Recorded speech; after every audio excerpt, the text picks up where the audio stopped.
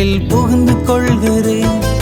அடைக்கலமும் கேடகமும் நீரே எனக்கு, புகலிடமும் தஞ்சமும் நீரே எனக்கு, புகலிடமும் தஞ்சமும் நீரே எனக்கு. உன்னதரே உம்மறைவில் தங்கி வாழ்கிறேன், வல்லவரே உம் நிழலில் புகுந்து கொள்கிறேன்.